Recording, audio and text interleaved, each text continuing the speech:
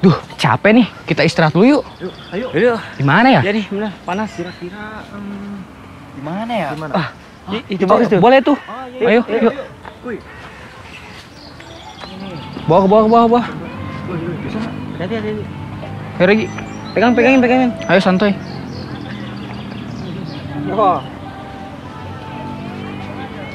Duh, bawaan gua banyak lagi.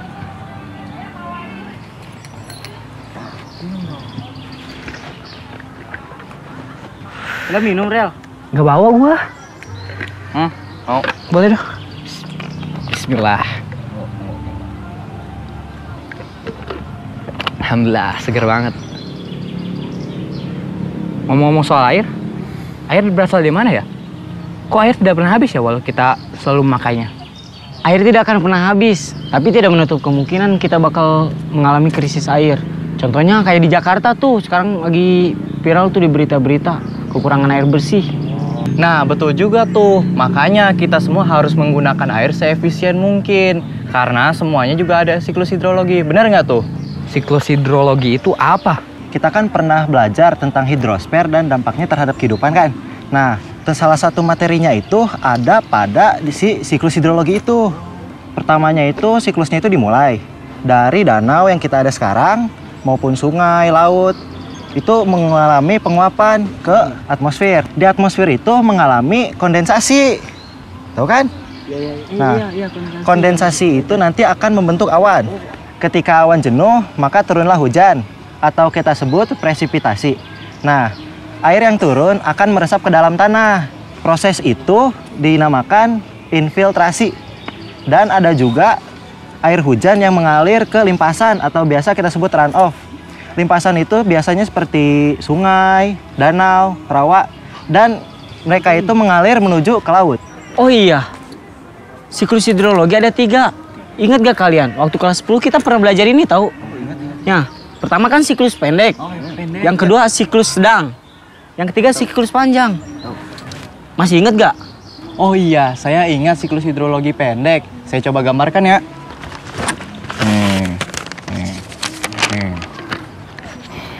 Nah, bentar ya, saya gambarkan. Nah, bagus. Nih, yang dinamakan siklus hidrologi pendek. Yang pertama, siklus hidrologi pendek itu terjadi ketika air laut memanas. Kemudian, air tersebut terkondensasi, membentuk awan. Tetapi, hujan atau presipitasi yang diturunkan awan tersebut jatuh lagi ke laut. Biasanya, siklus ini terjadi di laut terbuka atau samudra. Oh iya, aku ingat nih siklus yang sedang. Boleh minta HPS dan pinjam alat tulisnya gak? Boleh, ini. Iya. Aku mau gambarin juga nih soalnya. Bentar.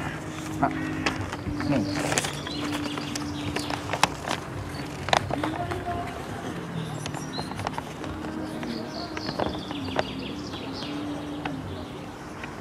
Nah, jadi nih.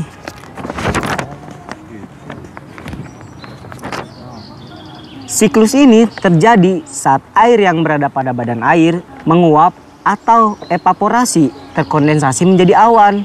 Kemudian awan tersebut bergerak ke tempat lain karena terdorong oleh angin atau karena perbedaan tekanan dan menurunkan hujan atau nama lainnya presipitasi di permukaan tanah. Nah, air hujan yang turun itu sebagian akan menjadi runoff atau aliran permukaan dan sebagian akan meresap ke dalam tanah yang disebut infiltrasi dan kembali ke badan air yang lebih rendah atau ke laut. Siklus ini terjadi di wilayah daratan yang di dekatnya terdapat laut atau tropis. Nah, aku cuma ingat sampai siklus yang sedang.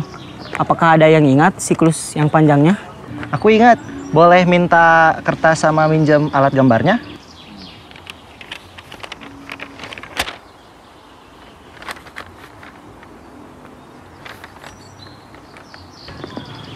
Nah, udah jadi deh. Ini yang dinamakan siklus panjang. Siklus hidrologi panjang terjadi setelah air pada badan air menguap, lalu terkondensasi menjadi awan yang berisi kristal-kristal es. Kemudian, awan terdorong ke pegunungan atau kutub dan jatuh sebagai salju ke lereng gunung atau disebut juga gletser. Lelehan es itu nantinya akan menjadi runoff dan ada pula yang menyerap ke dalam tanah untuk selanjutnya kembali ke badan air.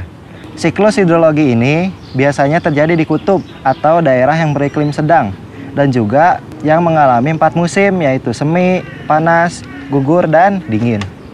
Nah, sekarang kamu tahu kan dari mana asal air itu dan mengapa air tidak habis-habis? Oh iya. Udah sore nih, pulang yuk.